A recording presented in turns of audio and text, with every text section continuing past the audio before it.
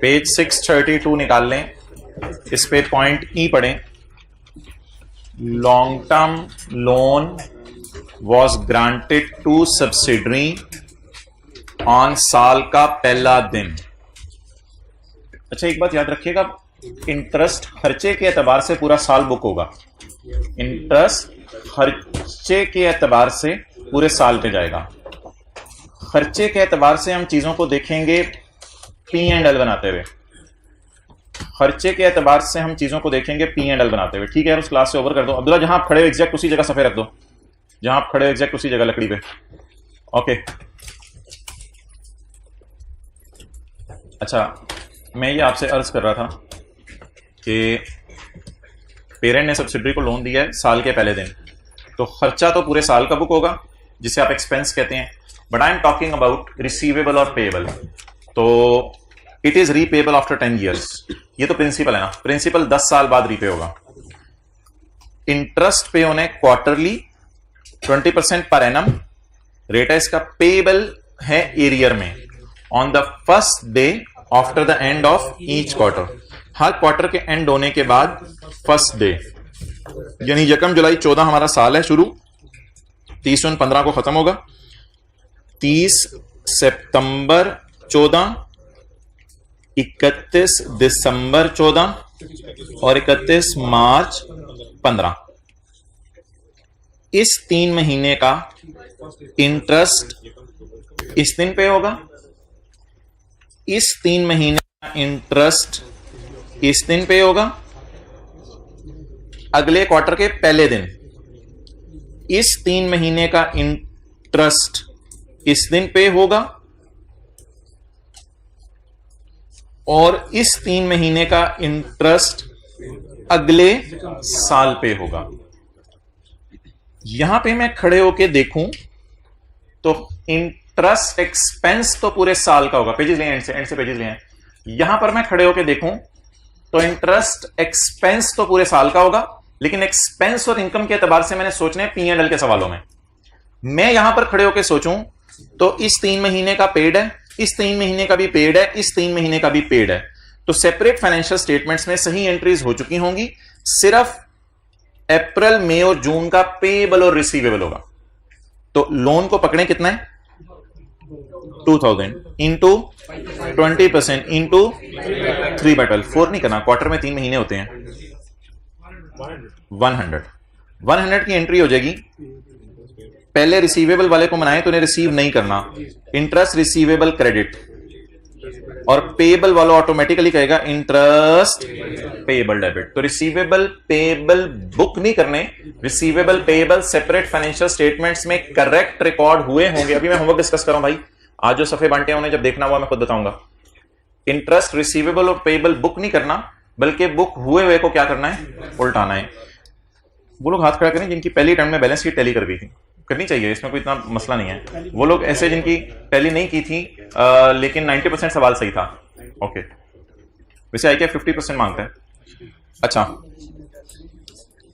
Question number 12 आज का सवाल नहीं है, आज की सवाली है। Following balance sheet is of he and has for the year ended. यार ये फॉर द ईयर एंडेड की एज ऑन ज्यादा बेहतर लफ्ज़ है, एज ऑन। ये बैलेंस शीटें आ रही हैं, शीट या शीटें, शीटें। पेरेंट की बैलेंस शीट आ रही है और सब्सिडरी की बैलेंस शीट आ रही है। भाई ने फुर्क कर लिया, हम आगे चलते हैं। तो पेरेंट की बैलेंस शीट आ रही है, सब्सिडरी की बैलेंस शीट आ रही है। यार ये अच्छे बच्चे हैं बड़े। तो let's start from the start. P group consolidated statement of financial position as on 30 June 16।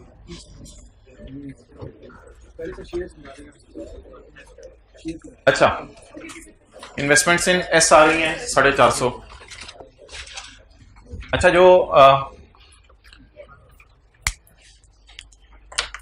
ये ना सवाल 5 तरीके से हमने सॉल्व करना है। असल में ये सिनेरियोज हैं, तो ये एक सवाल नहीं है, ये 5 सवाल हैं। इसलिए बार बार इसकी बैलेंस शीट आपको उतारनी पड़ेगी।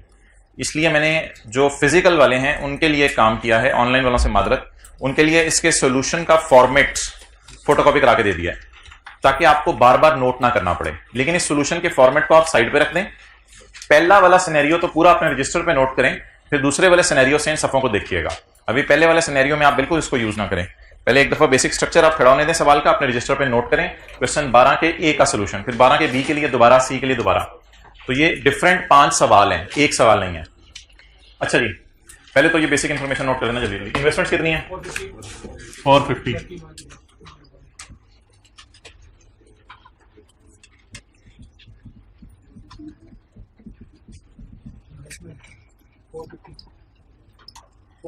आगे करंट एसेट्स 675 पूरा लिखा मैंने। Current asset 675 793। Okay, share capital आगे रिटेन्ड अर्निंग्स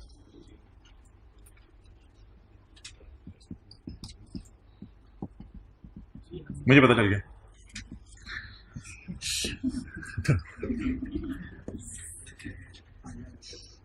ओके, सारे अच्छे बच्चे हैं। अच्छा, टेस्ट के अंदर कोई भी मसला आता है ना, किसी को मार्क्स 0.25, 0.5, 0.751 तो जरूर लेके जाएं, और फिर अगर टीए से आपका इशू एड्रेस ना हो तो फिर टी के पास आ जाएगा। नहीं, मैं मजाक नहीं कर रहा, आप आया करें, तशरीफ लाया करें, कोई मसला नहीं। अच्छा जी, शेयर कैपिटल 750, 500, रिटेन्ड अर्निंग पीआरई, ये एक बार याद रखिएगा, ये ना क्लोजिंग रिटेन्ड अर्निंग होती है जो बैलेंस शीट से उठानी होती है आपने, ये क्लोजिंग रिटेन्ड अर्निंग होती है, सेपरेट फाइनेंशियल स्टेटमेंट से उठानी है जी।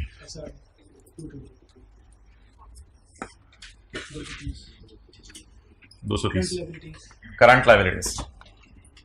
दानिश, उस बंदे के लिए आपने इनाम लाना है जिसके IFRS 8 वाले टेस्ट में पूरे मार्क्स आए, उस बंदे के लिए आप इनाम लाएंगे। करंट लायबिलिटीज हैं अभी तक किसी के पूरे? वैसे अभी तक नहीं पूरे। Current 75 plus 63। ओके, ऑन यकम जुलाई 2015, साल के पहले दिन, साल के ऑन यकम जुलाई 2015, P acquired 60% shares of S when S retained earning were 20 million। आज कोई ओपनिंग रिटेन अर्निंग मिसिंग है या निकालनी पड़ेगी या गिवन है? गिवन है बस। ओपनिंग रिटेन अर्निंग कितनी है जी? 20। प्री 20।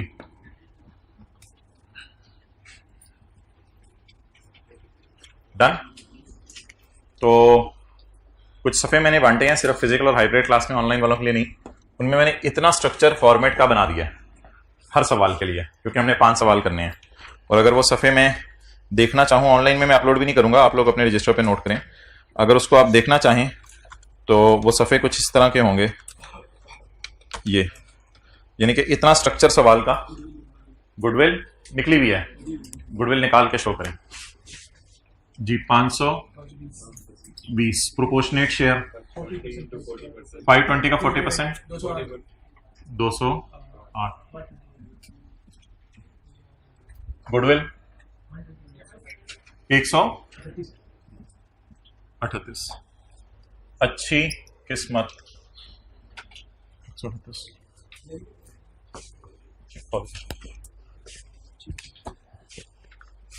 एसेट है ना, मैं तो लफ्ज़ी तर्जुमा कर रहा था। तो जो फिजिकल वाले हजरात बैठे हैं वो इधर देखें जरा, इधर आओ कैमरा। यही सफ़ा बना हुआ है फिगर्स मिसिंग के साथ। वर्किंग 2 भी मिसिंग है, वर्किंग 3 भी मिसिंग है। कैरी डाउन आप खुद निकालेंगे और जनरल एंट्रीज कुछ करनी है, उसकी मैंने जगह छोड़ दी है। बस अगले सफ़े पे वही कॉपी पेस्ट किया, सिर्फ पॉइंट बी लिख दिया। फिर अगले सफ़े पे वही कॉपी पेस्ट किया, पॉइंट सी लिख दिया, पॉइंट डी लिख दिया और ई लिख दिया। इस तरह 5 सफ़े आपकी खिदमत में हाजिर हैं। अच्छा, एस ने अनाउंस किया डिविडेंड। भाईजान एडजस्टमेंट शुरू होने लगी है, चलो उधर कैमरा करो, कुछ लोग नोट कर रहे हैं। दरवाजा खुला है। अच्छा, अहमद तशरीफ आए हैं। अहमद आना जाना ना किया करें, मुनासिब नहीं है। अच्छा जी, S declared a dividend of 10% before year end. S ने साल खत्म होने से पहले कितना डिविडेंड डिक्लेयर किया? 10%। तो शेयर कैपिटल कितना है सब्सिडरी का? कितने रुपए डिविडेंड डिक्लेयर किया? 50 रुपये। मैं आज नोट करने 50। माशाल्लाह, एक और भाई तशरीफ ले आए हाइब्रिड क्लास में, बिस्मिल्लाह पढ़ के बैठ गए। थोड़ी देर खड़े रहो यार, थोड़ी देर खड़े रहो। Okay, looking nice. अच्छा जी, अब मोहतरम सब्सिडरी ने डिविडेंड अनाउंस किया। यह है सब्सिडरी, यह है पेरेंट, और यह है इमरान खान एनसीआई। ओके, जिस वक्त सब्सिडरी डिविडेंड अनाउंस करेगी तो ये करेगी अनाउंस डिविडेंड कि मैंने 50 का डिविडेंड अनाउंस किया है, उसमें से 60% इसका होगा और 40% इसका होगा। ये देने वाला है डिविडेंड, ये रिसीव करने वाले हैं। असल में cow give milk and plant give units and investments produce dividend. इसने भी इन्वेस्टमेंट की हुई है इसमें, इसने भी इसमें इन्वेस्टमेंट्स की हुई है, तो इनकी इन्वेस्टमेंट्स पे इनको डिविडेंड आएगा।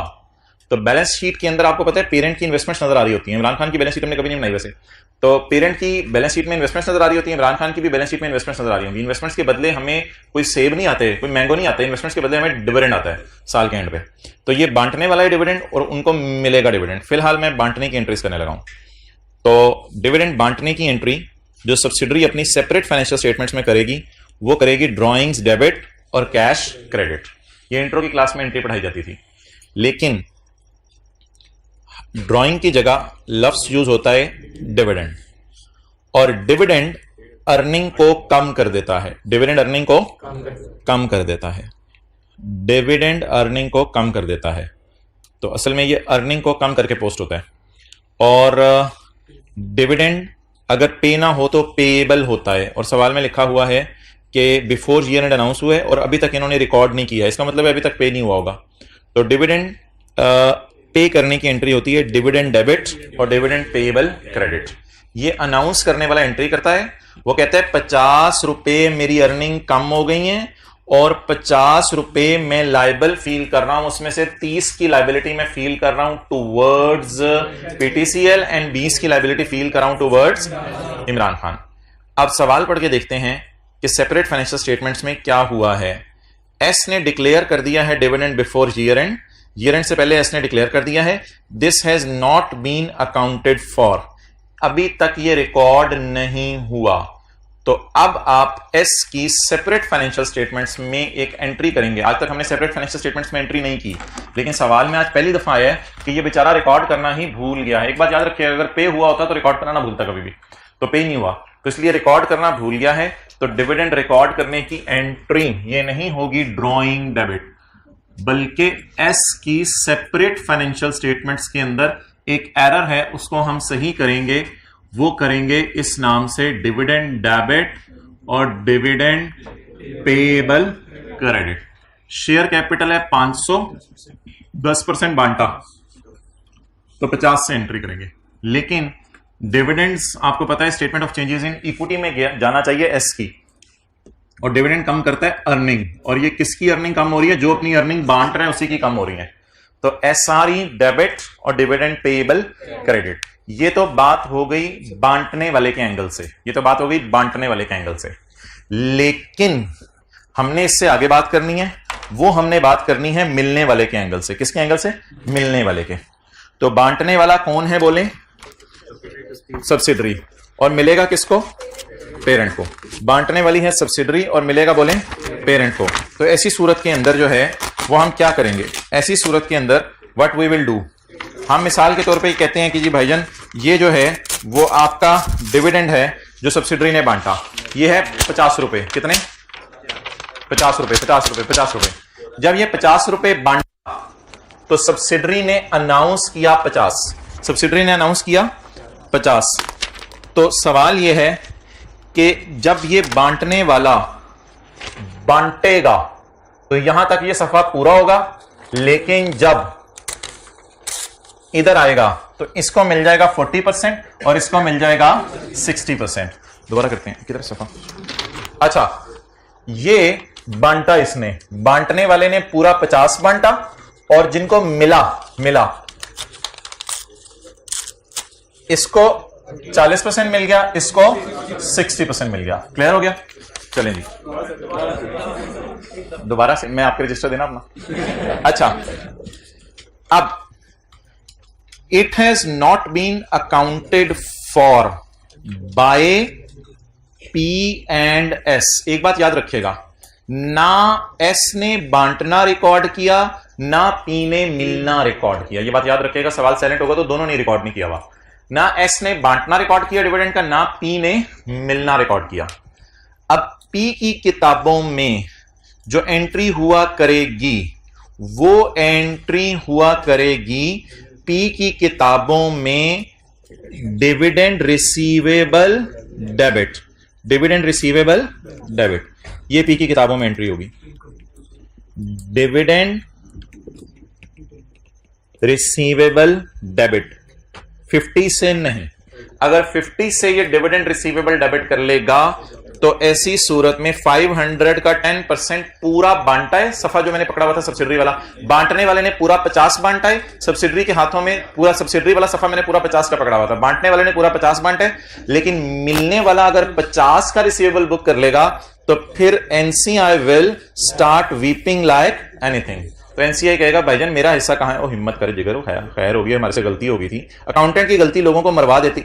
अच्छा, तो डिविडेंड रिसीवेबल डेबिट करेंगे आप कितने से? आप पकड़ेंगे 50 पे लगाएंगे 60%। ये वाली एक एडजस्टमेंट आपको करनी पड़ेगी। ये 60% डिविडेंड का रेट नहीं होगा, ये डिविडेंड में हमारा हिस्सा होगा। डिविडेंड रिसीवेबल डेबिट करेंगे 30 से और आप अपनी अदर इनकम में रिकॉर्ड करेंगे इसको। पी एंड एल के सवाल जब हम कराएंगे इंशाल्लाह, तो dividend receivable debit and other income credit.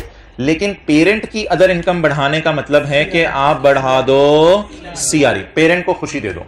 कितने की खुशी हुई पेरेंट को? 30 की। ये पेरेंट की किताबों में एंट्री हो जाएगी।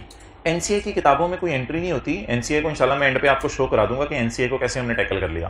तो एनसीए की टेंशन ना लें, एनसीए को भी इंशाल्लाह 20 रुपए मिलेंगे और अभी मैं आपको दिखाऊंगा एनसीए की एडजस्टमेंट आपको नजर आ जाएगी। अब आप मुझे बता दें, पी की सेपरेट फाइनेंशियल स्टेटमेंट्स में और एस की सेपरेट फाइनेंशियल स्टेटमेंट में क्या इन चीजों की अकाउंट फॉर हुई है? वो जो 50 का सफा जा रहा था, ना वो देने वाले ने रिकॉर्ड किया, उस 50 में से जो 60% आ रहा था ना वो लेने वाले ने रिकॉर्ड किया। तो ना देने वाले ने रिकॉर्ड किया ना लेने वाले ने रिकॉर्ड किया, दोनों की बुक्स में हमने उनकी एंट्रीज कर दी। तो अब मैं एक एंट्री करने लगा हूं पी की बुक्स में। ये असल में ना पी की सेपरेट फाइनेंशियल स्टेटमेंट्स में एक एरर हो गई है। तो ये एंट्री करेगा डिविडेंड, ऊपर वाली एंट्री क्या करेंगे हम? शेयर कैपिटल पे डिविडेंड की परसेंटेज लगा के, क्योंकि उसने पूरा बांटना है। नीचे वाली एंट्री हम ऐसे भी कर सकते हैं, 500 का 10% 50 और 50 का 60% हमारा। लेकिन जब पिछली एंट्री में अगर फिगर निकल चुकी है तो हम डायरेक्ट 50 पकड़ के उसका 60% अपना रिसीवेबल बना लेंगे। तो पेरेंट अपना रिसीवेबल बुक करेगा 30 और अदर इनकम रिकॉर्ड करने की बजाय सीआरई में डालेगा कितना? 30। जब हम ये एंट्रीज कर लेंगे इनकी सेपरेट फाइनेंशियल स्टेटमेंट्स में, तो फिर हमने अपने पांव पे खुद कुल्हाड़ी मार दी है। ठहरो ना, मैं मारने दूंगा। अभी इधर देखो, जब ये एंट्री हमने कर ली तो हमने अपने पांव पे खुद कुल्हाड़ी मार दी है। हमने आपस के पेएबल और रिसीवेबल बुक कर लिए हैं। हमने आपस के पेएबल और रिसीवेबल बुक कर लिए हैं। तो वो जो कैंसलेशन की एंट्री है कंसोलिडेशन पर्पस के लिए, ये तो सेपरेट फाइनेंशियल स्टेटमेंट में एरर थी, ये भी सही करनी पड़ेगी। कंसोलिडेशन पर्पस के लिए एक एंट्री करनी पड़ेगी। रिसीवेबल वाले शोहर को कहें तूने बीवी से पैसे नहीं लेने, तो शोहर कहेगा अच्छा फिर रिसीवेबल क्रेडिट। बीवी ऑटोमेटिकली कहेगी मैंने कौन से देने थे? Payable debit. लेकिन ये एंट्रीज करने के बाद पेबल अकाउंट में 20 रुपए का पेबल खड़ा रहेगा, वो एनसीआई का पेबल है, उसको कैंसिल नहीं करना, उसका पेबल है, वो रहना भी चाहिए, उसको कैंसिल करने की जरूरत नहीं है। तो ये 3 जनरल एंट्रीज हैं। सवाल हमारा मुकम्मल हुआ, तो इसको फेस पे मैं पोस्ट करूंगा थोड़ी देर तक, नोट कर लें, रजिस्टर पे नोट करें। पहला सवाल मैंने कहा है वर्किंग 5 मिसिंग फिगर्स की नहीं है, वर्किंग 5 है, मैंने करवानी है 6 मिसिंग फिगर्स की है, 7 एक और है, ये वर्किंग 8 है।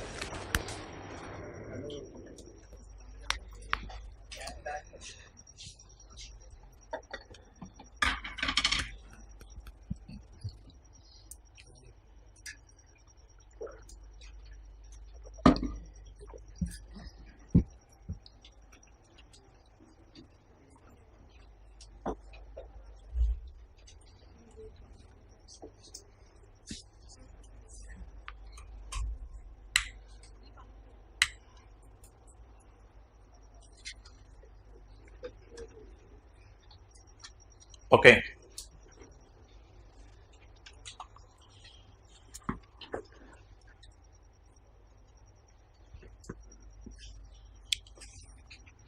इसने क्या किया था,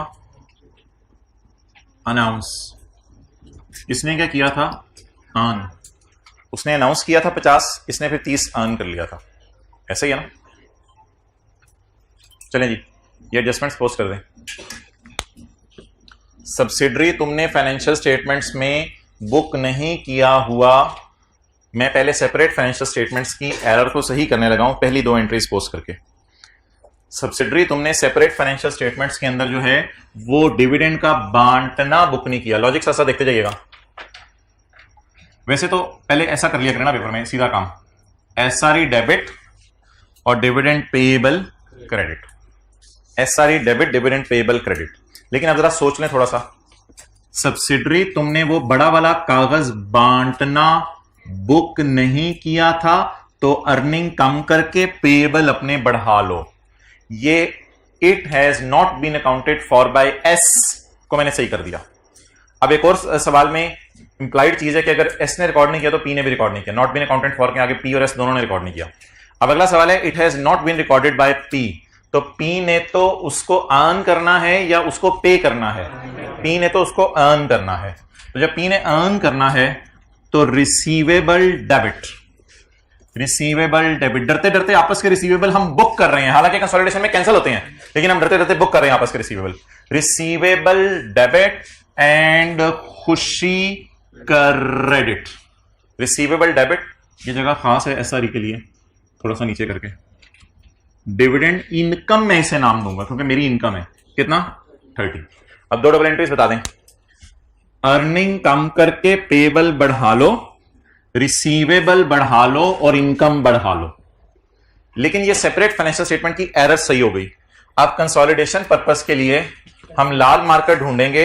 अहमद लाल मार्कर पड़ा हुआ है, आने की जरूरत नहीं, पड़ा हुआ है जी मोहतरम। वो फिर बड़ा कॉम्प्लिकेटेड हो जाएगा क्योंकि डिफरेंट सिनेरियोज में आ रहे हैं। ये ऐसा पैटर्न है जिसमें बाकी सारी चीजें इनकॉर्पोरेट हो जाती हैं ऑटोमेटिकली। ओके, अब हम क्या करें, आपस के रिसीवेबल और पेएबल्स को कैंसिल कर दें, उनकी एंट्री बता दें। रिसीवेबल शोहर शर्म कर, ये 30 रुपए क्या रिसीवेबल बुक किया है, मैंने बीवी से डिविडेंड लेना, चपेर मारे तुम्हें बंदा, बीवी से डिविडेंड लेना। ये 50 रुपए किसको देने हैं, इसमें से मैंने 30 शोहर को देने हैं। भाई कंसोलिडेशन हो रही है बाजी, खुदा का खौफ करें, सब्सिडरी कंसोलिडेशन शुरू हो गई है।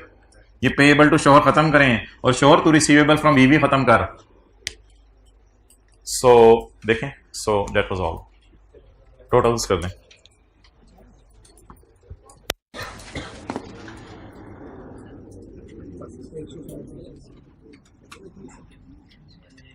टोटल्स कर दें। CRE NCI 160 into 60%. 160 into 60%. 96. 160 into.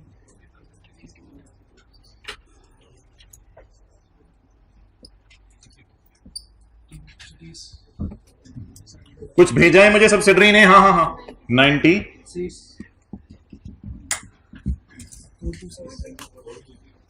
For 26 27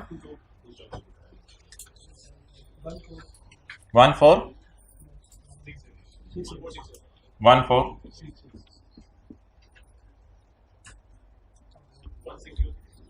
1606 CRE NCI 270 150 1606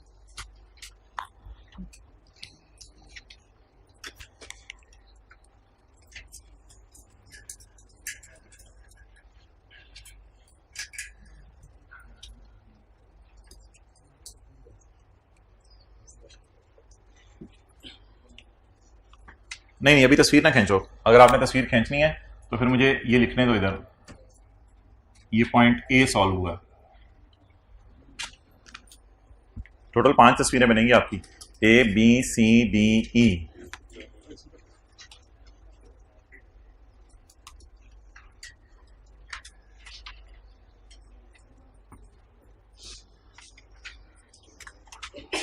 चलें जी,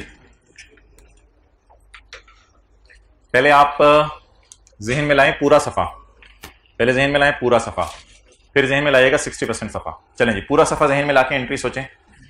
तुम अर्निंग कम करके सब्सिडरी हमारी पेएबल बुक कर लो।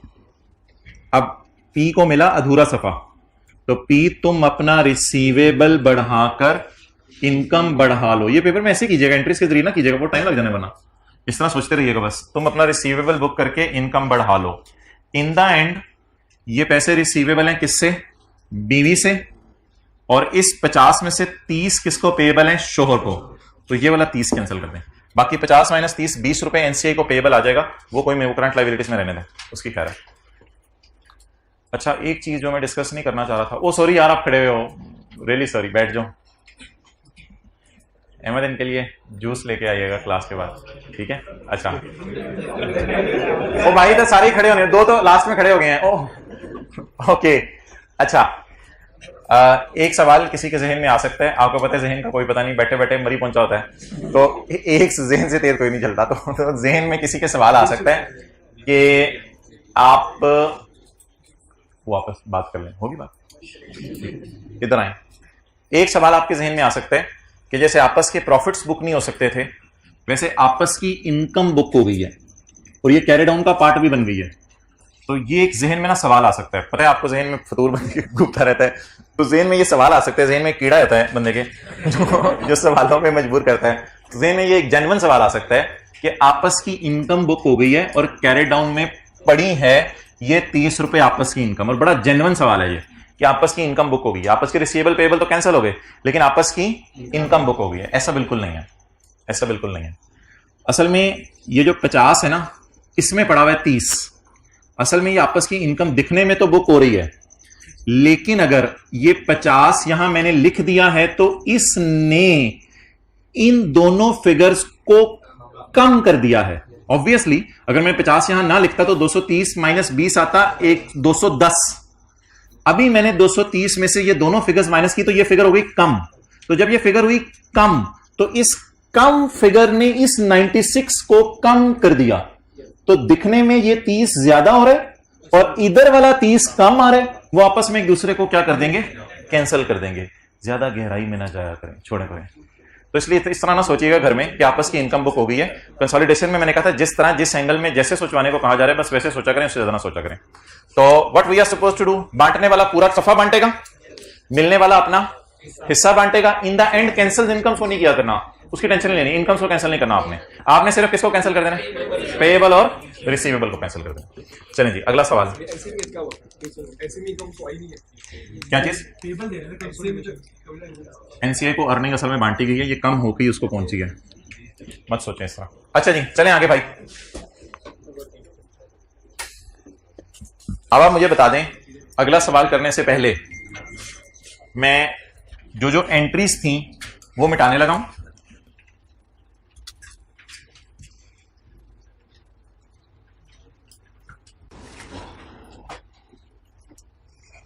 ठीक है, अगर ये एंट्रीज मिट गई तो देखते रहें, ये भी मिटेगा, ये भी मिटेगा, ये भी मिटेगा,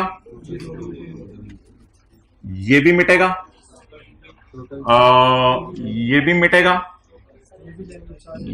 ये भी मिटेगा, ये भी मिटेगा, ये भी मिटेगा। अच्छा मैं मिटाता रहता हूं, आप लोग बोलते रहे।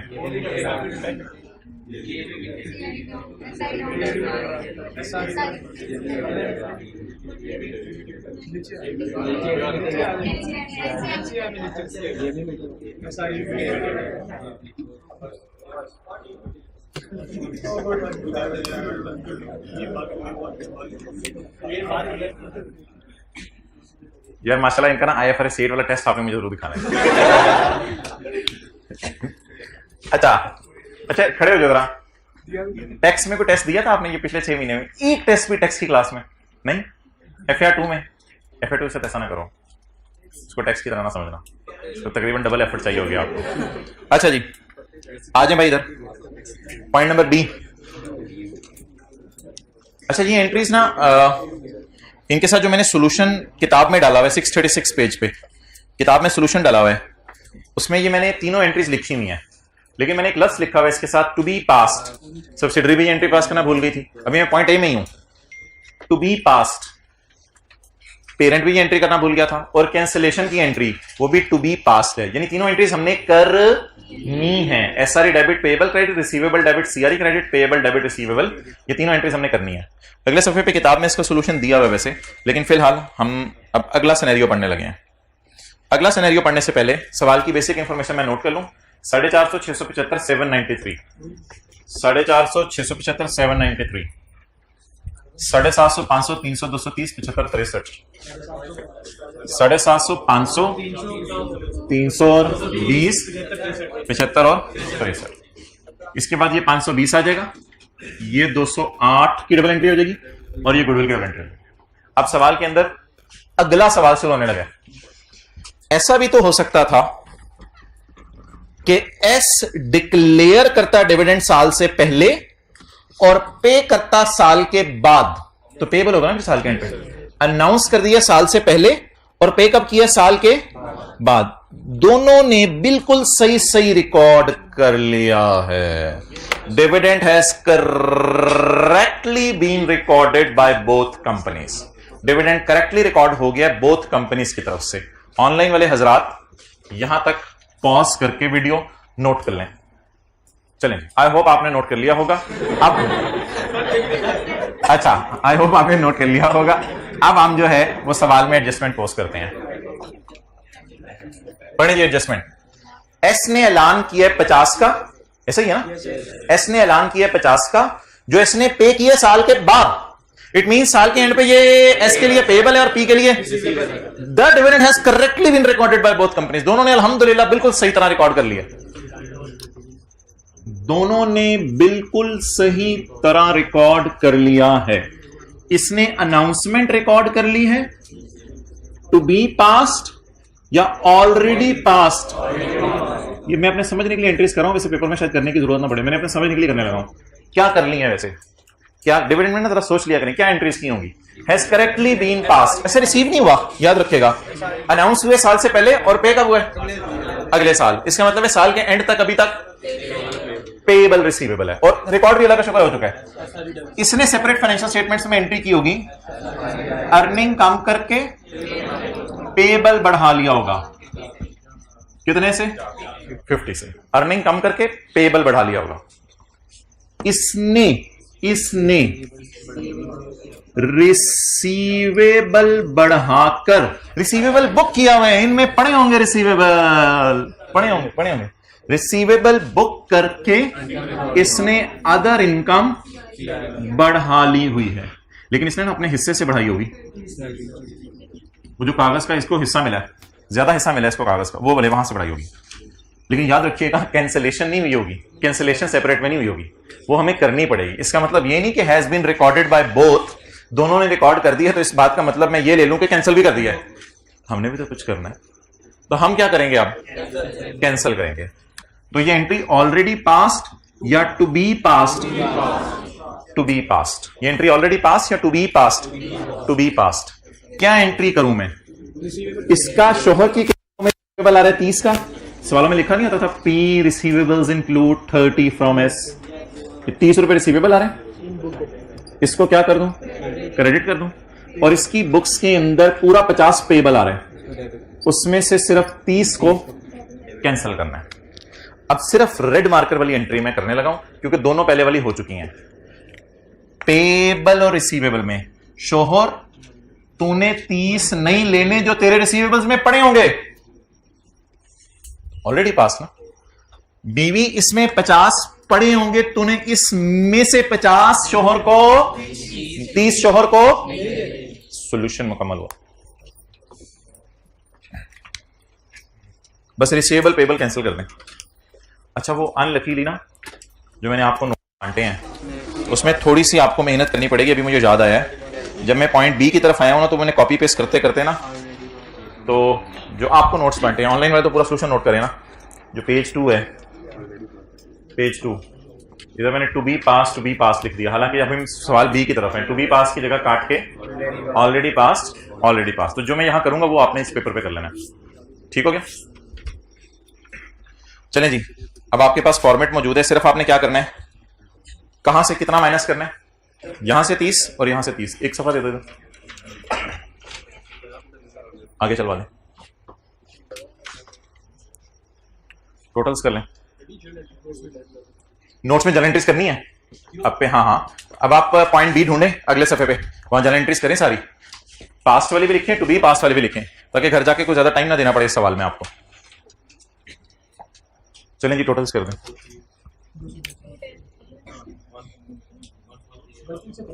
वन फोर सही करेगा जी, 230 माइनस 20 120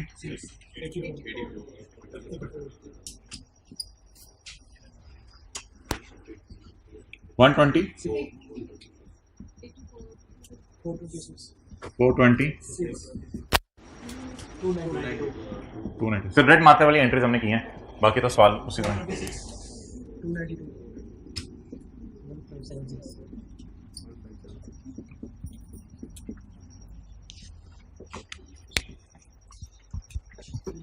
अब तस्वीर आप कह सकते हैं,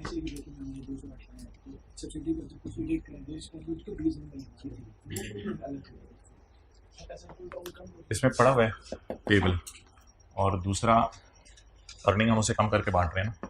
इस अर्निंग में वो कम हो चुके हैं ऑलरेडी, तो उसे कम हो चुके हैं ऑलरेडी, वही बांटा, इसका मतलब है इसको मिल गया इसका हिस्सा। चलें जी,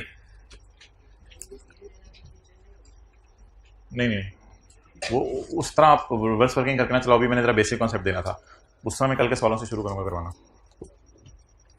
सवाल में गिवन है तो फिर आपने पंगे नहीं लेने, सवाल में गिवन है प्री 20।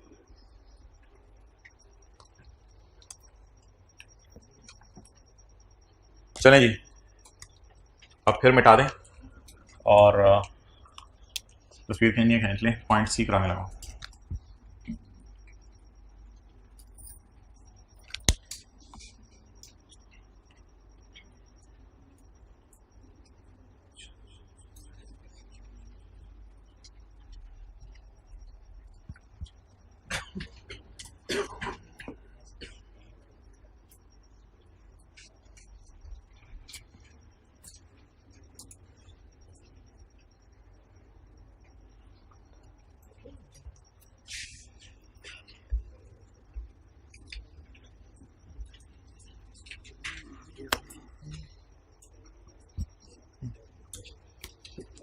चलो भाई इधर ले आओ,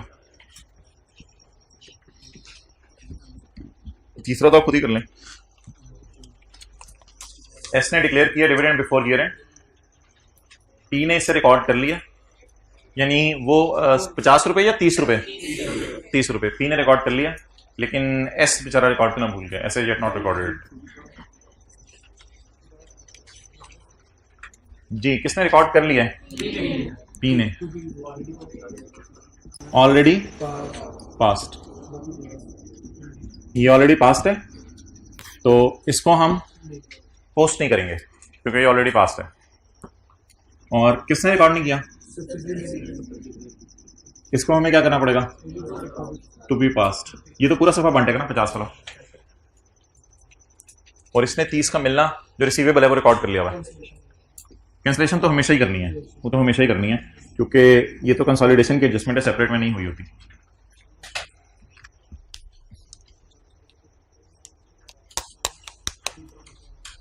टू बी पास्ट, ये जरा गौर से देख लें, यहां मैंने लिखा है टू बी पास्ट, यहां ऑलरेडी पास्ट, और ये भी एंट्री करनी है हमने। अच्छा, अब ना इसके रिसीवेबल्स में, पेरेंट के रिसीवेबल में 30 पड़ा होगा और इसने अदर इनकम में भी 30 डाल दिया होगा, इसलिए इसकी टेंशन नहीं है। एडजस्टमेंट कर दें, टू मार्कर से ना सेपरेट फाइनेंशियल स्टेटमेंट की एरर सही कर लें। अबे तूने बांटना रिकॉर्ड नहीं किया, यहां लिखा करें अनाउंस, अर्न नहीं, अनाउंस। अनाउंस पूरा होता है, तूने बांटना रिकॉर्ड नहीं किया तो अनाउंस कर और पेबल बढ़ा। और ये एंट्री हो चुकी है, ये कर दें, कैंसलेशंस -30 -30।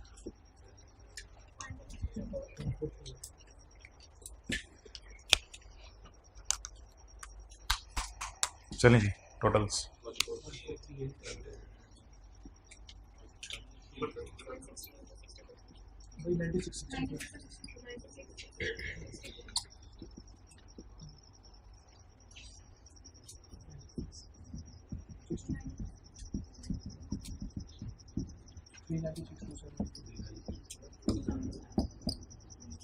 टू 70।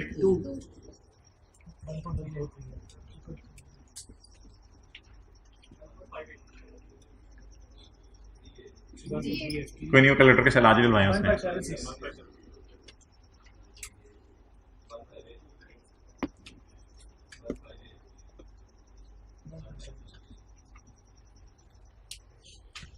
एक दिन में इतनी बैलेंस शीटें आपकी टैली नहीं होगी, अभी चौथी और पांचवी भी होनी है।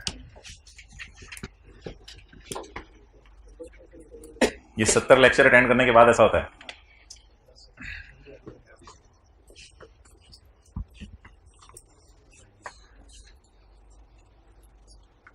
नहीं, चौथा बड़ा आसान सिनेरियो है, असल में तो मैंने आपको पांचवा करवाना है, चौथा कर लेते हैं। चौथा तो बहुत आसान है, मैं मिटाता हूं, आप चौथा।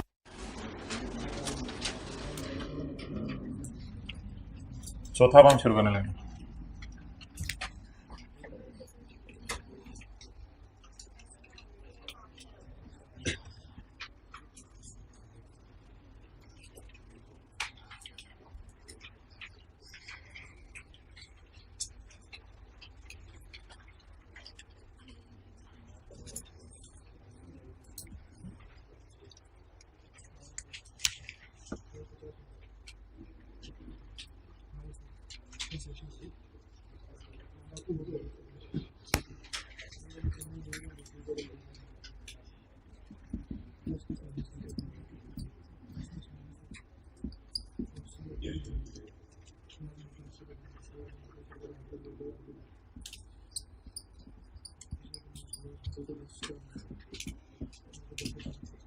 ये इधर इनकम में लिख के काटता क्यों हूं? प्रॉफिट एंड लॉस के सवालों की तैयारी हो रही है, ये जवाब देना था। एस ने अनाउंस किया डिविडेंड साल से पहले, एस ने करेक्टली रिकॉर्ड कर लिया है। ये 50 की बात हो रही है, 30 की, पूरे सफे की बात हो रही है। और पी ने अभी तक रिकॉर्ड नहीं किया। अनाउंस वाला या अर्न वाला? अनाउंस वाला क्या हो गया है? Already pass. अनाउंस वाला पास हो गया। अर्न वाला अर्न वाला टू बी पास्ट, अगली दफा इंशाल्लाह पास होगा। To be past. कैंसलेशन वाली तो करनी है।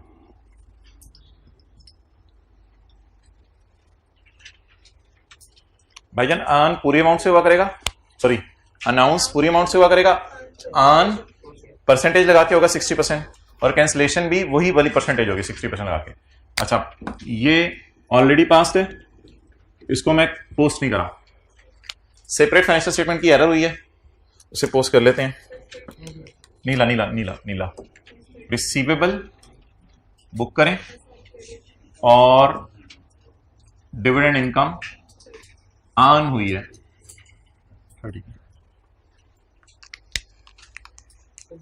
कैंसलेशन कर दो। -30 -30।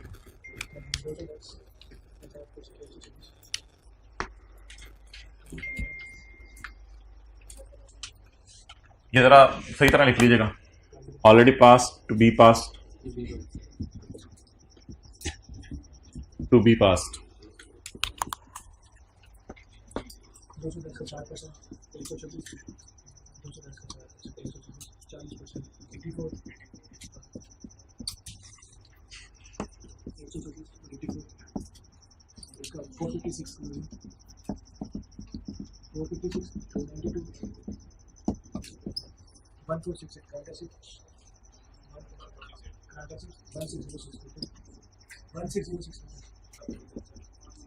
सब टोटल नहीं, ग्रैंड टोटल होगा, इस ग्रैंड टोटल से डाली करेगा। 456, 292,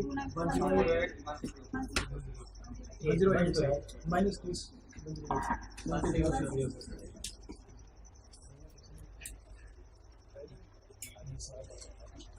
Now you can take a pack. When you will go to home, you will have 5 pics in your mobile. Education related only.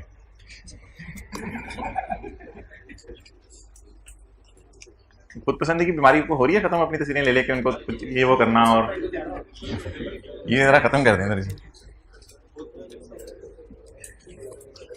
Okay मोहतरम, एस ने डिक्लेयर किया डिविडेंड साल खत्म होने से पहले, और 7 पे भी कर दिया उसने, एस ने पे भी कर दिया।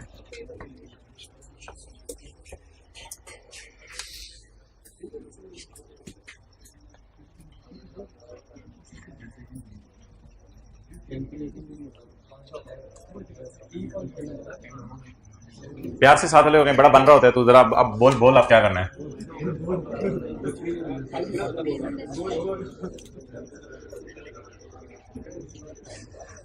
भाईजान याद रखिएगा, एक ने पे किया तो दूसरे ने रिसीव कर लिया, अनलेस के सवाल कहते रास्ते में है। एक ने पे कर दिया तो दूसरे ने रिसीव कर लिया। एस ने पे कितना किया होगा? 50, और पी के पास पहुंचा कितना होगा? 30। एस ने पे किया होगा 50, पी के पास पहुंचा होगा 30।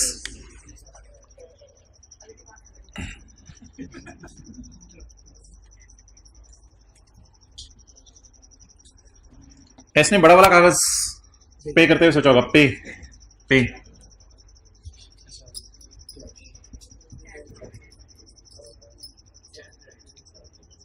Dividend debit cash credit already past.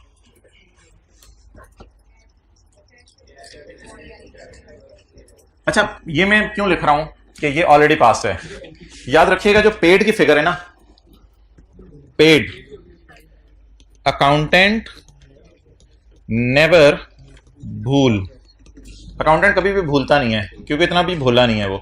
असल में कैश जब जेब से जा रहा होता है ना, या जेब में आ रहा होता है, तो कुछ ना कुछ अकाउंट आपने हिट करना ही होता है, तो इसलिए अकाउंटेंट पेड की एंट्री कभी नहीं भूलता जी।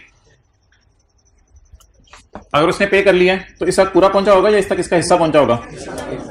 Cash debit other income credit. अच्छा जी, बबलू को कैंसिल करना है, भालू को कैंसिल करना है? किसी को नहीं कैंसिल, नो एंट्री, कोई एंट्री नहीं करनी। भाईजान भाईजान भाई बाबा, इसलिए एंट्री कर ली है या करनी है?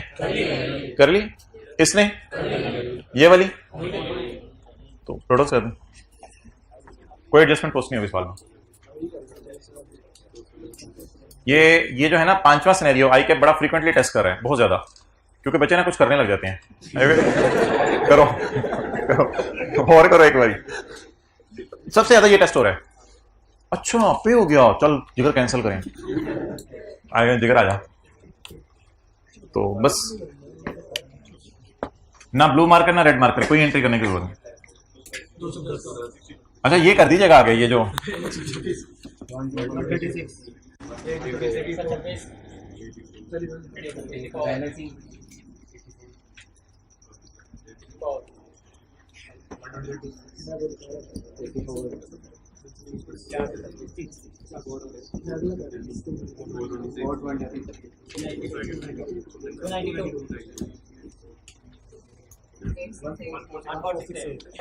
500वीं बैलेंस शीट टैली हो रही है, 100 बच्चे एक टीचर, तो कितने? 505वीं 505वीं बैलेंस शीट टैली हो रही है 1 घंटे में, है ना? अच्छा, ये किसी ने बोंगी नहीं मारनी कि दराज उसकी दराज में से पैसे निकले, इसकी दराज में पैसे गए हैं तो पैसों को कैंसिल, ऐसी कोई चीज ना सोचिएगा खुदा के लिए। नहीं फिर क्या आपको पता पैदा होती है क्या क्या 1। अच्छा, इतना आसान भी हो जाए ना कि इधर से बंदा परेशान हो जाए। अच्छा नहीं कोई चक्कर है 0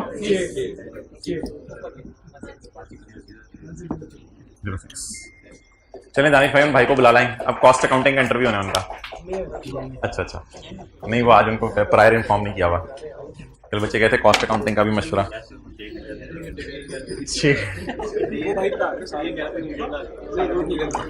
इनको बुला लें, आ जाओ।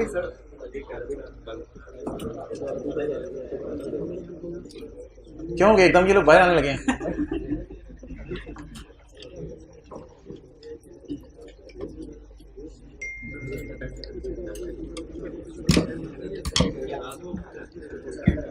चलो खैर है, कोई नहीं जी भाई। तीसरी रो के अंदर फर्स्ट नंबर पे बैठे हुए भाई ने 2 घूंट पानी पी लिया, तीसरा पी के इन्होंने, अब हम आगे मूव करते हैं। ये सारी बातें एक पेज के ऊपर लिखी हुई हैं, उनको देख लें, चैप्टर में आ जाएं।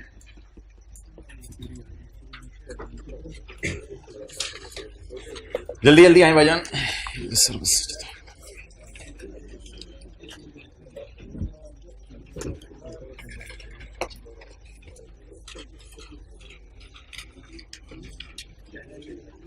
Page number 30।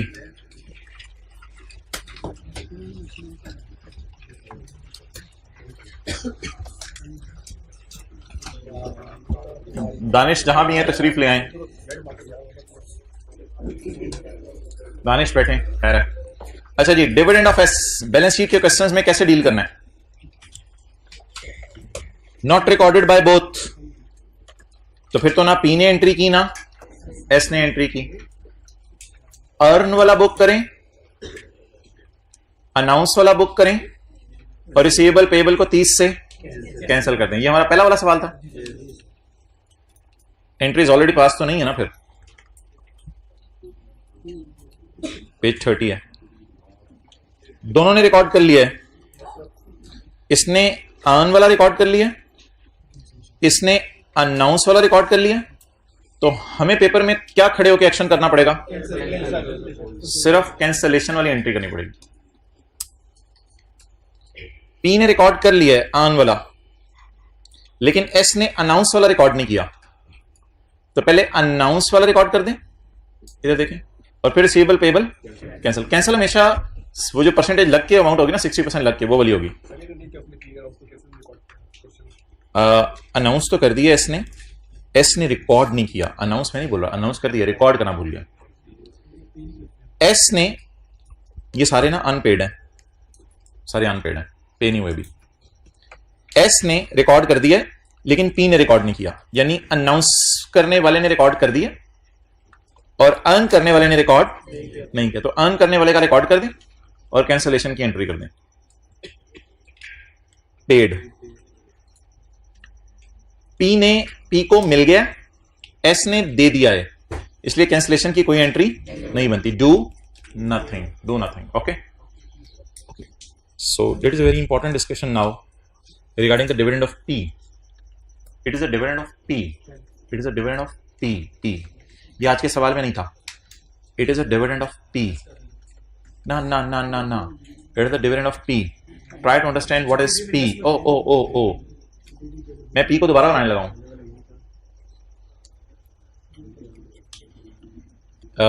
अगली डिस्कशन हमारी शुरू होने लगी है। P ने कितने % शेयर खरीदे हुए हैं S के, और एनसीआई ने कितने शेयर खरीदे हुए हैं एस के? इसको कहते हैं एस के ओनर। एस के मेरे ओनर, एस कहेगी मेरे ओनर, क्लियर? एस कहेगी मेरे ओनर। हम पी को कहेंगे, जरा आप नीचे तशरीफ लाएं, आपके भी कोई ओनर है, आपके भी कोई ओनर है। पी कहेगी हाँ हाँ 1970 में जब बनी थी पी तो बाबा जी असलम, बाजी बेनजीर और बाबा जी रशीद और बाबा जी जिया और करते करते करते करते सब ने मेरे 1% शेयर खरीद लिए थे, इंडिविजुअल्स ने करते करते करते सब ने मेरे 1% शेयर खरीद लिए थे। तो आज मैंने आपको पी के ओनर दिखाए हैं।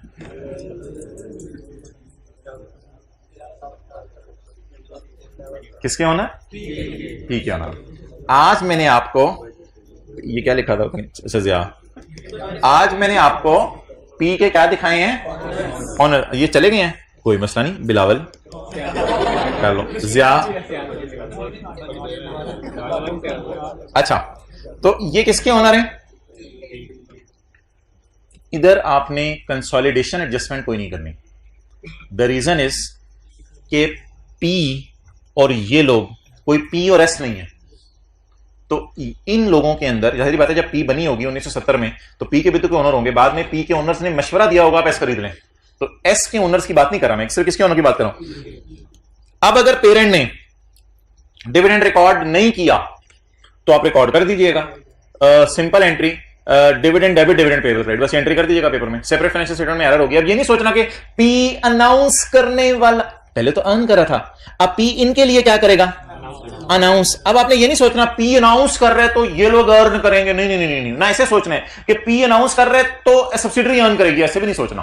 तो बस पी क्या करेगा? तो इधर अनाउंस और अर्न वाली साइड नहीं है, इधर सिंगल साइडेड ट्रांजैक्शन है, ठीक है। अनाउंस बस पी की अनाउंसमेंट है। अगर उस सवाल कायदे का रिकॉर्ड कर दिया है तो पेपर में इग्नोर कर दीजिएगा, अगर सवाल कायदे का रिकॉर्ड नहीं किया तो रिकॉर्ड कर दीजिएगा। इसमें कोई दो बातें नहीं है कि उसने क्या करना है और इसने क्या करना है, जो भी करना है तूने करना है, बस तू क्या करने वाला है। और अनाउंस करके इसके हिस्से भी नहीं करने कि 60% उसका और फलां का इसका, बस खत्म बात।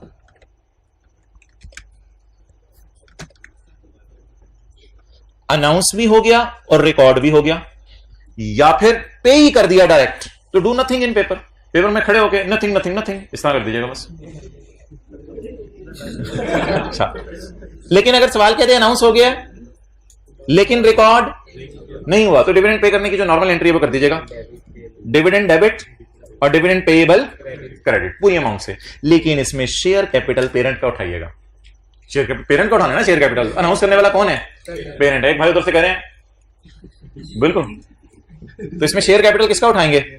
पेरेंट का। और डिविडेंड की क्या लगा देंगे? परसेंटेज। पेरेंट का शेयर कैपिटल उठा के डिविडेंड की परसेंटेज लगा देंगे। ये नोट है, इस नोट को जरा जेब में डाल लें, अभी करने की जरूरत नहीं है। तो पेरेंट का डिविडेंड कभी खुदा ना खास्ता सवाल में आ जाएगा, तो अगर सवाल में लिखा होगा रिकॉर्ड हो गया है तो वेल एंड गुड, सवाल में लिखा होगा रिकॉर्ड नहीं हुआ तो रिकॉर्ड कर देंगे। ओके, अब मोहतरम यहीं पर मैं एक एडजस्टमेंट आपको पोस्ट करने लगा हूं। आपने मुझे बताना है डिविडेंड की परसेंटेज में मिसिंग करने लगा हूं। हमारे सवाल में कितनी परसेंट थी? 10%। ये पी की बैलेंस शीट है, ये किसकी बैलेंस शीट है? एस की। अच्छा, इसकी डिविडेंड की काफी प्रैक्टिस होनी है हमारी, कल से सवालों में डिविडेंड की प्रैक्टिस शुरू हो जाएगी। अच्छा, ये पी की बैलेंस शीट है और ये एस की बैलेंस शीट है। एस की बैलेंस शीट में एसेट्स और equity, share capital ₹10 each, rupees in million. 300 million का शेयर कैपिटल है एस का, ठीक है जी। अदर इंफॉर्मेशन के अंदर लिखा हुआ था, अदर इंफॉर्मेशन के अंदर लिखा हुआ था डिविडेंड ऑफ ₹3 पर शेयर। 400 मिलियन कैपिटल है, डिविडेंड ऑफ ₹3 पर share is announced by S. आगे रिकॉर्ड हुआ नहीं हुआ वो भी डिस्कशन बात की है, मैं भी सिर्फ एक पूछना चाह रहा हूं। अब आप मुझे बता दें सवाल के अंदर परसेंटेज मिसिंग है डिविडेंड की, परसेंटेज बता दें कितनी है? जल्दी जल्दी जल्दी जल्दी जल्दी जल्दी।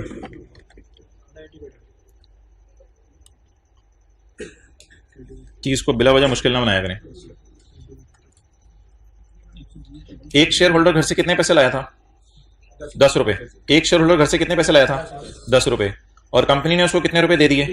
तो 10 वाले को अगर 3 रुपए दे दिए तो फिर कितने परसेंट डिविडेंड अनाउंस हुआ है?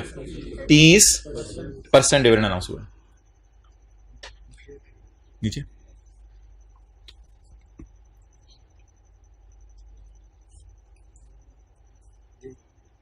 जी, तो परसेंटेज आप मुझे बता दें कैसे निकलेगी। परसेंटेज निकलेगी 3/10 इंटू 100, तो हम वो परसेंटेज में लाने के लिए करते हैं ना, इज इक्वल टू 30%। रंगीन 30% डिविडेंड अनाउंस हो गया। तो अगर सवाल में डिविडेंड की परसेंटेज मिसिंग होगी तो कैसे निकला करेगी? 3 रुपए डिविडेंड मिला, जो बंदा घर से कितने रुपए लाया था? 10 रुपए लाया था, तो इसको पकड़ा करेंगे, इससे डिवाइड कर दिया करेंगे। अब अगर आपने डिविडेंड की परसेंटेज निकालनी है तो वो निकला ही है 30%। अब आप मुझे बता दें एस ने अनाउंस कितने मिलियन किया है? कैलकुलेटर पकड़ के एस ने अनाउंस कितने मिलियन किया है? 400 इंटू 30%, 120। एस ने अनाउंस किया 120, और पी ने इसका फिर अर्न जितना किया होगा वो मुझे नहीं पता, क्योंकि अभी पी और एस की परसेंटेज सवाल में मिसिंग है। तो बहरहाल मैं डिविडेंड परसेंटेज अगर मिसिंग हो तो ऐसे करना है, लिख लें, if dividend percentage is missing in question, तो परसेंटेज निकाल लेनी है और जैसे मर्जी कर लो, जिस तरह हाँ उस तरह करना है उस तरह कर लो, कोई मसला नहीं। परसेंटेज ऑफ डिविडेंड क्या? हाँ वो वैसे ही मैंने शेयर कैपिटल 400 कर दो, 600 कर दो, उससे क्या फर्क पड़ता है? इधर 700 कर दो शेयर कैपिटल। आपने क्या करना है? आपने इस 3 को इस 10 पे डिवाइड करना है, बस ये मैं कह रहा हूं। इस 700 को तो देखना ही, टोटल सरमाया को नहीं देखना। एक शेयर कितने रुपए का? 10 रुपए का। एक बंदे को कितने रुपए मिले? तो 3 डिवाइड बाय 10, उसकी इन्वेस्टमेंट पे उसे कितने परसेंट डिविडेंड मिला? 30% डिविडेंड मिला।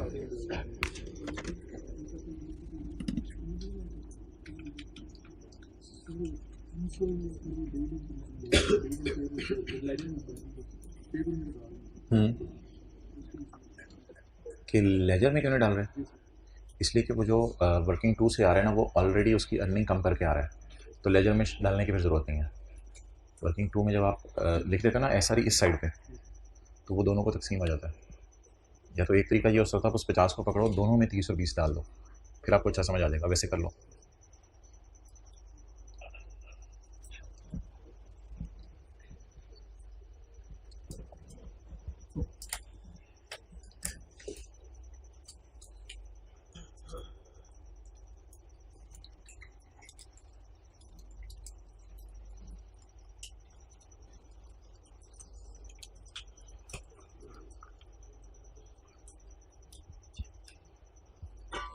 अच्छा, किताब में वैसे ये सफ़े भी बने हुए हैं।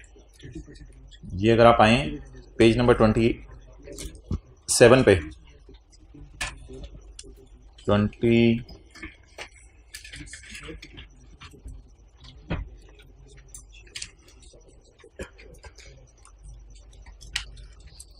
पेज नंबर 19 पे, पेज नंबर 19 पे,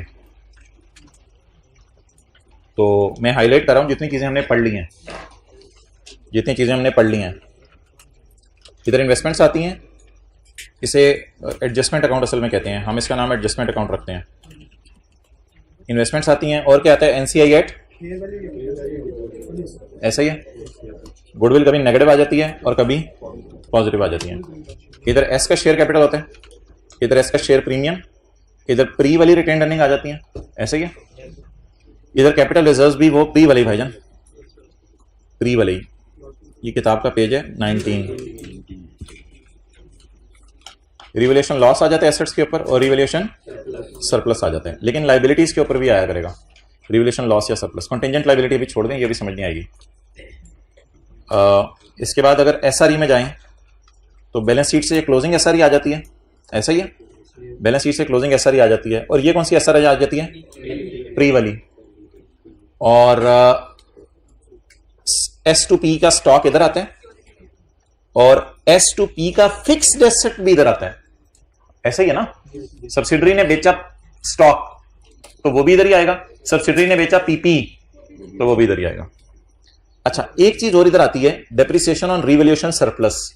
शायद आपको याद हो, पहली एंट्री थी एसेट डेबिट सरप्लस क्रेडिट, और दूसरी एंट्री थी एसेट बढ़ रहे तो डेप्रिसिएशन बढ़ रही है। डेप्रिसिएशन डेबिट एसेट क्रेडिट की बजाय एसआरई डेबिट एसेट क्रेडिट, तो ये वो एसआरई डेबिट है, ये भी मैंने आपको पढ़ा दिया हुआ है।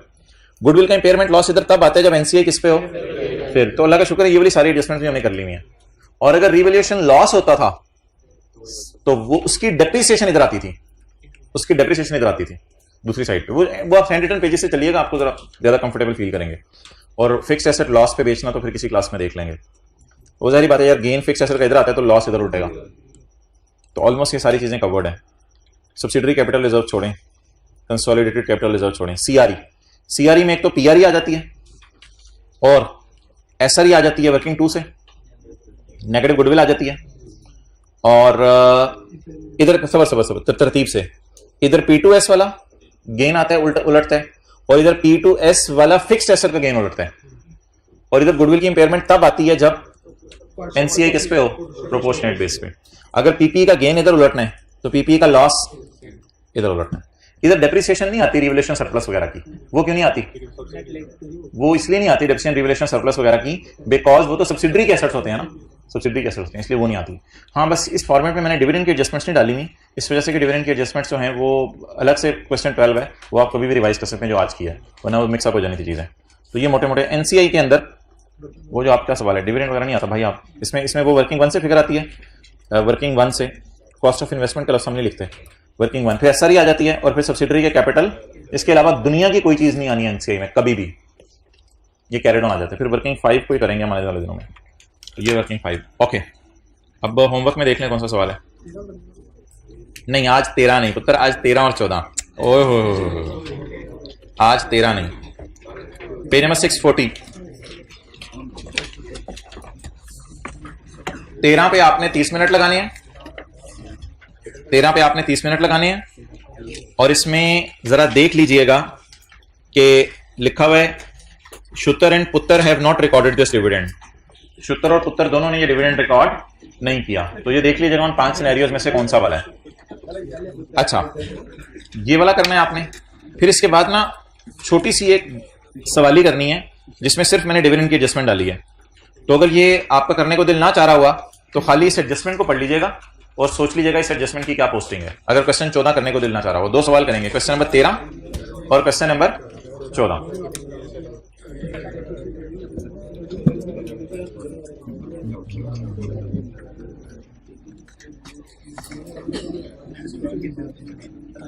जी, मुझे आपकी फिक्र है, मुझे पता है टेस्ट की डिस्कशन रहती है, मुझे पता है लीज के बारे में मैंने कुछ बातें करनी थी। आई एम ऑलरेडी फिक्रमंद regarding you, so you need not remind. Anyways, you can remind it any time if I forget.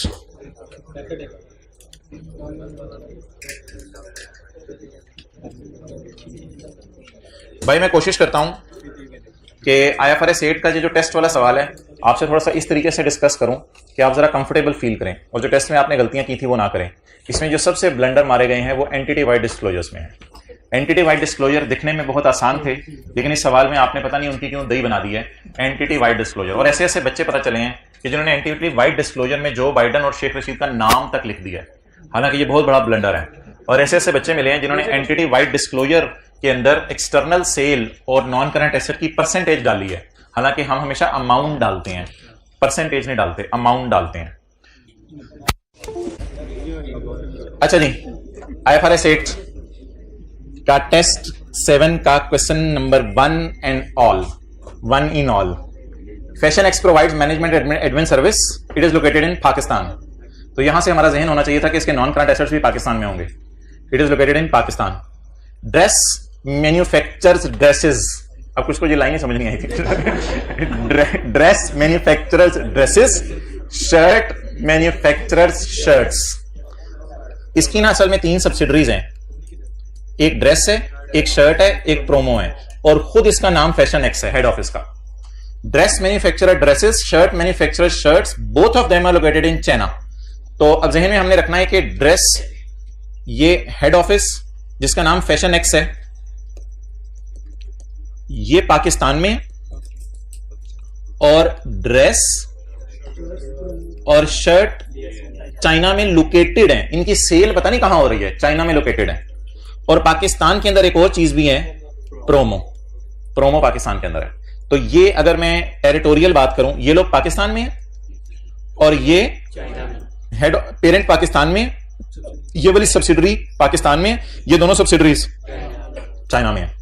Promo is located in Pakistan and is responsible for advertising and distribution of dresses and shirts. इसका मतलब है ये खुद नहीं बनाती बल्कि उनसे कपड़े मंगवा के बेचती है। इसका मतलब है ये लोग इसको इंटरनल सेल कर रहे होंगे और ये फिर जब कपड़े बाहर बेचेगी तो इसके लिए ये एक्सटर्नल सेल हो जाएगी। बाहर से मुराद है किसी को पाकिस्तान में बेच दे या बाहर के मुल्क में बेच दे, तो ये इसकी एक्सटर्नल सेल हो जाएगी प्रोमो। तो ये मुझे पता है पिक्चर आपके जहन में बनती जा रही थी। अच्छा, promo located Pakistan is responsible for advertising and distribution of dresses and shirts products. Its revenue promo revenue are fully generated from the sale of goods from dress and shirt. इसका अपना सेल कोई नहीं है, यानी जितनी भी सेल चीजें करती है वो उनसे मंगवा के ही करती है। 60% of these goods is sold to customer in USA and 40% in Pakistan. इसको मैं काट रहा हूं क्योंकि ये एंटिटी वाइड डिस्क्लोजर में मुझे हेल्प आउट करेगा, फिलहाल इसको मैं लिफ्ट नहीं करा रहा। 30% of dress revenue and 20% of shirt revenue. 30% of dress revenue and 20% of shirt revenue is from sale to local. Local means China. Local means वो चाइना में है ना, चाइना में है ना यार, वो आद हो गई अब क्या मैं अच्छा वो भाईजान वो चाइना में है। लोकल एक्सटर्नल कस्टमर्स उसके लिए लोकल तो वही होंगे ना। तो भाई जो ब्रांच जहां है उसके लिए किसी बंदे की ब्रांच है ऑस्ट्रेलिया में, वो ऑस्ट्रेलिया की ब्रांच के मैंने लोकल सेल की है, ऑस्ट्रेलिया में की है ना। लोकल का मतलब ये तो नहीं कि हेड ऑफिस के लिए जो लोकल है। अच्छा, यहीं से गेम ऑन हुई थी। अच्छा, 30% of dress revenue and 20% is from sale to local external customer. Local external customer कौन है? चाइना के अंदर चींग चोंग मिंग मूंग को चीजें बेची हैं। तू ड्रेस पसंद कर ले, तू पूरी शर्ट। अच्छा, द रेस्ट की 2 क्लासें नजर आ रही हैं, कोई गड़बड़ है? छोटे छोटे सीए करें। अच्छा, the rest is from sale to promo. भाई rest is from sale to promo, इसका मतलब है इसकी 70% सेल और इसकी 80% सेल किसको हो रही है? प्रोमो को। ये इनकी इंटरनल सेल बन जाएगी। ये क्या बन जाएगी? Internal sale. भाईजान आप और शेख रशीद जरा साइड पे बैठे, आगे चलें। ये तो वो है ना extent of reliance on major customer. अब सारी चीजों को आप इकट्ठा कर लेंगे तो फिर तो दही बनेगी पेपर में। Chief operating decision maker reviews monthly reports related to each. हर सब्सिडरी की रिपोर्ट्स अलग अलग देखता है। Extracts from the data as follows. PPE आ रहा है हेड ऑफिस का, हेड ऑफिस पाकिस्तान में है, चाइना में इसका पीपीई पड़ा हुआ है, शर्ट्स का पीपीई भी चाइना में पड़ा हुआ है और प्रोमो का पीपीई पाकिस्तान में पड़ा हुआ है। यहां पे आपके बन जाने थे एंटिटी वाइड डिस्क्लोजर। यहां से आपके बन जाने थे एंटिटी वाइड डिस्क्लोजर जो नॉन करंट एसेट के बनते हैं, सिर्फ जो नॉन करंट एसेट के बनते हैं। एंटिटी वाइड डिस्क्लोजर में आपने पाकिस्तान में डालना था फैशन एक्स और प्रोमो, और एंटिटी वाइड डिस्क्लोजर में आपने चाइना में डालना था 850 और 700। ये ऐसे ही जरा डाटा आ गया था तो मैंने आपको दिखा दिया, वरना दिखाना और बताना मकसूद नहीं था इतना, क्योंकि अभी हम एंटिटी वाइड डिस्क्लोजर की तरफ मूव ही नहीं किए। तो एंटिटी वाइड डिस्क्लोजर जो बनने थे उसमें जो नॉन करंट एसेट्स आने थे वो हमारे पाकिस्तान में थे 120 और 150 और चाइना में थे 850 और 700। इसमें सिर्फ नॉन करंट एसेट्स डालने थे पीपी और कोई चीज नहीं डालनी थी। डन हो गया? तो ये तो इजी मार्क्स थे। नेक्स्ट, इन्वेंट्रीज वगैरह, एसेट्स वगैरह, ये एसेट्स आने थे जो हमने लेके जाते हैं वर्किंग वन में। ये वर्किंग वन वाले एसेट्स थे, इसमें सारे एसेट्स आ जाते हैं। इसके बाद वर्किंग वन वाली ये आ गई लाइबिलिटीज, क्योंकि लाइबिलिटीज और कोई थी नहीं, वर्किंग वन वाली लाइबिलिटीज आ गई। इसके बाद ये हेड ऑफिस की सेल कोई नहीं थी, ये हेड ऑफिस के खर्चों में डालना था आपने रिकॉन्सिलिएशन बनाते हुए। ये हेड ऑफिस के खर्चे थे, असल में तो लॉस है हेड ऑफिस का, लेकिन ये खर्चे ही होंगे ना सारे, क्योंकि हेड ऑफिस क्या नहीं करता? सेल नहीं करता। ये टोटल सेलें थी, ये टोटल सेलें थी। अब आपने करना क्या था? सबसे पहले आपने वर्किंग वन में टोटल सेल डालनी थी 2500, 1800 और 4200। वर्किंग वन में आपने डाल दिया 2500, 1800 और 4200। वर्किंग वन नहीं ये नहीं है, वर्किंग वन 2500, 1800 और 4200, ड्रेस, शर्ट और प्रोमो, ये आपने तीनों डाल दिए इधर। इसके बाद आपने इधर जाके देखना था कि ड्रेस की और शर्ट की 30 और 20% तो एक्सटर्नल है, मुझे इंटरनल निकलवा दें पहले। 70 और 80 एक्सटर्नल है, तो आपने इन दोनों की इंटरनल है, 70 और 80 इंटरनल में डाल देनी थी ड्रेस और शर्ट की। तो ड्रेस और शर्ट की, अच्छा मैंने एक्सटर्नल सेल पहले निकाली हुई है, इंटर वो बैलेंसिंग निकाली हुई है। इट्स अप टू यू, जैसे मर्जी कर लें, इंटरनल निकाल लें या एक्सटर्नल निकाल लें। एक्सटर्नल इनकी हमने निकाल ली तो इंटरनल क्या आ गई? बैलेंसिंग आ गई। लेकिन प्रोमो आपको पता है उधर से चीजें मंगवाता है तो वो वापस उनको नहीं बेचता, तो इसलिए प्रोमो की आपस की सेल कोई थी नहीं, तो प्रोमो की सारी क्या थी? External cell. डन। इंटरनल निकाल के एक्सटर्नल निकाल लेते, या एक्सटर्नल निकाल के इंटरनल निकाल लेते, इट्स अप टू यू। इसके बाद एसेट्स प्रॉफिट जो आपके आने थे, हेड ऑफिस के नहीं आने थे प्रॉफिट्स, हेड ऑफिस के प्रॉफिट्स आते हैं वर्किंग वन में सेगमेंट्स के, हेड ऑफिस के खर्चे रिकंसाइलिंग आइटम के तौर पे जाते हैं, तो प्रॉफिट्स आ जाने थे दोनों के, ये प्रॉफिट्स पीबीटीज गिवन थे 850, 670, 305, इसे खर्चों में डालना था रिकंसाइलिंग आइटम के तौर पे। चलें जी, ये प्रॉफिट्स आ गए तीनों के, ये जमा कर देना था इनको। इसके बाद एसेट्स 720, 1700, 1350 और 150, इसमें 720 नहीं उठाना था क्योंकि 720 हेड ऑफिस के एसेट्स थे, ये रिकंसाइलिंग आइटम के तौर पे आना था, तो ये आपने उठा लिया 1700, 1350, 150। अच्छा, ये टेस्ट ये करने के बाद डाटा तीनों के तीनों आपके जो है वो ऑपरेटिंग सेगमेंट आ रहे थे रिपोर्टेबल, तो जब तीनों रिपोर्टेबल आ रहे थे, तीनों को आपने रिपोर्टेबल बनाना था, और रिपोर्टेबल बनाकर external, internal, total, PBT, assets, liabilities, depreciation भी सवाल में दी हुई थी, लेकिन डेप्रिसिएशन से आपने प्रॉफिट एडजस्ट नहीं करने थे क्योंकि डेप्रिसिएशन अल्लाह का शुक्र है ऑलरेडी प्रॉफिट्स में एडजस्टेड थी कि डेप्रिसिएशन की वजह से प्रॉफिट आप सही करने बैठ गए हो, तो डेप्रिसिएशन की वजह से प्रॉफिट सही नहीं करने थे, डेप्रिसिएशन सिर्फ डिस्क्लोजर के लिए दी हुई थी, लेकिन हेड ऑफिस की डेप्रिसिएशन नहीं उठानी थी क्योंकि हेड ऑफिस की डेप्रिसिएशन जो है वो तो रिकंसाइलिंग आइटम में इसी खर्चे में पड़ी होगी, डेप्रिसिएशन तो आपने इन तीनों की उठानी थी, लेकिन डेप्रिसिएशन की रिकंसिलिएशन जरूरी नहीं थी, डेप्रिसिएशन की रिकंसिलिएशन जरूरी नहीं थी, तो डेप्रिसिएशन इन तीनों की उठानी थी 80, 68 और 15, ये 80, 68 और 15, ये टोटल आगे इसको रिकंसाइल कराने की जरूरत नहीं है, डेप्रिसिएशन को 4 चीजों की मेन रिकंसिलिएशन चाहिए होती है, total revenue, segment profit, assets और लायबिलिटीज। ये एसेट्स और लायबिलिटीज हेड ऑफिस के थे, अच्छा नॉन रिपोर्टेबल सेगमेंट कोई नहीं थे, इसलिए सिर्फ आपस की सेल कैंसिल होनी थी, आपस की सेल का प्रॉफिट कैंसिल होना था, और आपस की सेल आपको पता है कैसे, मैंने कहा था इसको आप उठा लिया करें और ये माइनस कर दिया करें, ये एक्सटर्नल सेल आ जाया करेंगे, तो ये करना था, ये हेड ऑफिस के एसेट्स लायबिलिटीज डाल के रिकंसिलिएशन बनानी थी। असल जो बात थी ना वो थी एंटिटी वाइड डिस्क्लोजर में एक्सटर्नल सेल, उसके लिए ना इसको कुछ बच्चों ने पकड़ा है, हालांकि 5310 के हिस्से करने हैं आपने, 5310 के हिस्से करने हैं, 5310 के जो आपने हिस्से करने हैं, इसमें जो सबसे पहले प्रोमो है, प्रोमो सारा का सारा बेच रहा है पाकिस्तान, तो 4200 आ गया प्रोमो का सारा पाकिस्तान। ड्रेस की जो एक्सटर्नल सेल है वो चाइना में है, वो चाइना, इंटरनल तो उठानी नहीं भाईजान, इंटरनल तो पाकिस्तान में, इंटरनल तो उठानी नहीं, एंटिटी वाइड डिस्क्लोजर में एक्सटर्नल सेल होती है, तो ये जो 750 की सेल है ये सारी की सारी सेल चाइना के लोकल कस्टमर्स को है, तो ये चली जानी थी चाइना में, ये किसमें चली जानी थी? चाइना में। ओ ये 4200 में मसला है, सॉरी मैं बताता हूं। अच्छा 750 इधर आ गया, ये किधर की सेल चली गई? चाइना की। ये जो 360 है ये भी चाइना की सेल है, तो चाइना में ये 750 भी आ जाना था, और बोले 300, इसी तरह देख सकते हैं ना 750 की सेल कहां है? चाइना में, और ये पाकिस्तान में है, लेकिन मुझे कौन सी सेल चाहिए होती है? एक्सटर्नल, ये चाइना की होगी। ये 360 क्या है? शर्ट्स की सेल, ये भी कहां है? चाइना, तो ये चाइना की सेल हो गई। अब बच गई प्रोमो की सेल।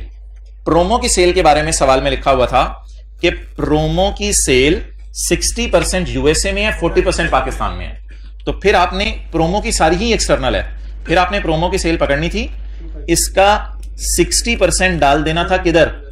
यूएसए में, और इस 4200 का 40% कहां डाल देना था? पाकिस्तान में डाल देना था। डन। अगली चीज ये करने के बाद मेजर कस्टमर वाला फड्डा था।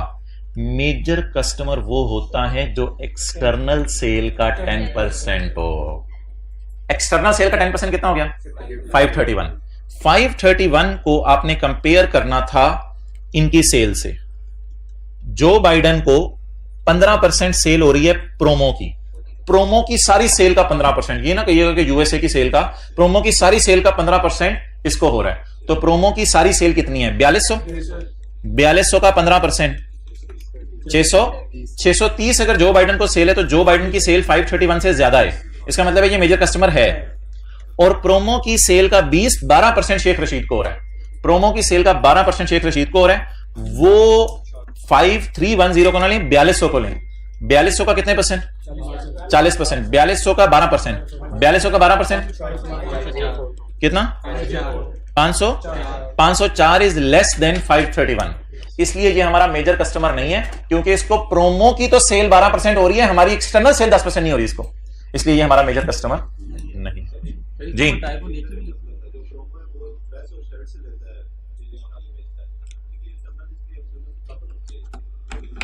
नहीं, जो प्रोमो और शर्ट ने चीजें बेची, सॉरी, जो ड्रेस और शर्ट ने चीजें बेची हैं वो कुछ उन्होंने चाइना में बेची हैं और कुछ प्रोमो को बेची हैं। आप क्लास के बाद डिस्कस कर लो मेरे से। और किसी के जहन में कुछ बात?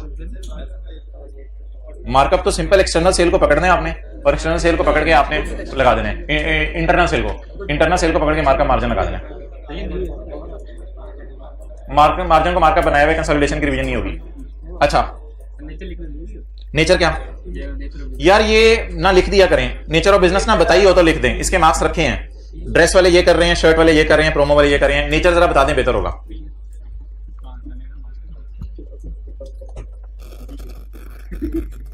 अच्छा, मैंने आपको कहा था वो मैं रिवाइज करवाऊंगा उसमें जीआरबी जो जीआरबी, वो इंशाल्लाह मैं कल करवा दूंगा रिवाइज।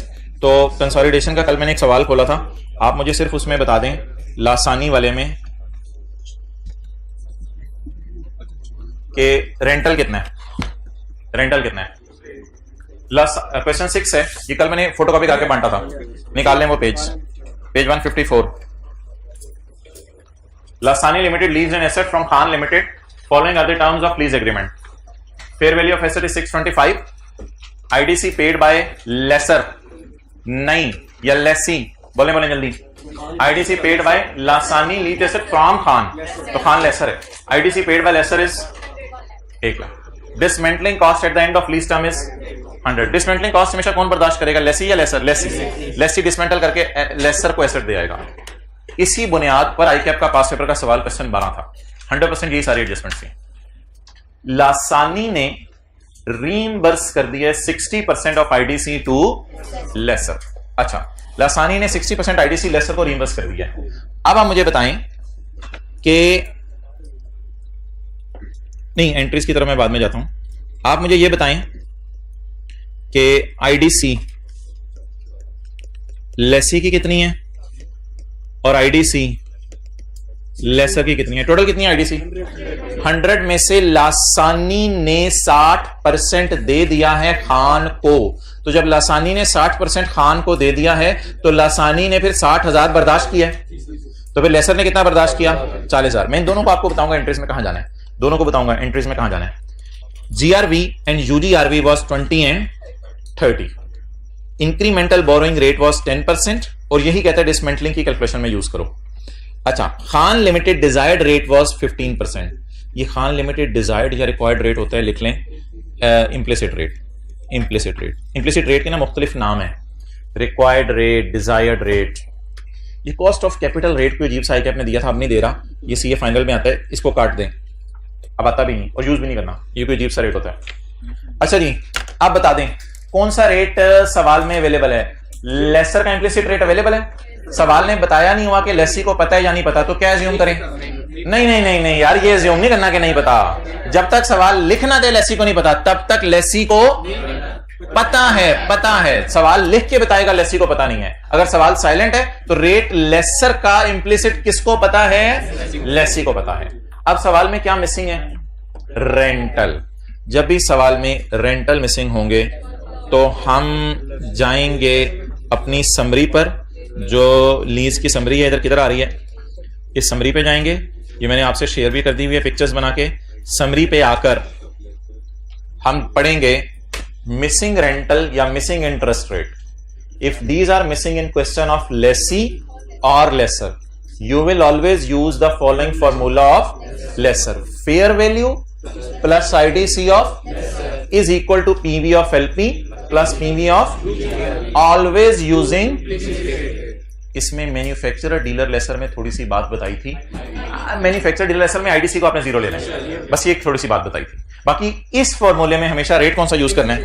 Implicit rate. चलें जी, सवाल में आप मुझे बताएं कि फेयर वैल्यू क्या आ रही है?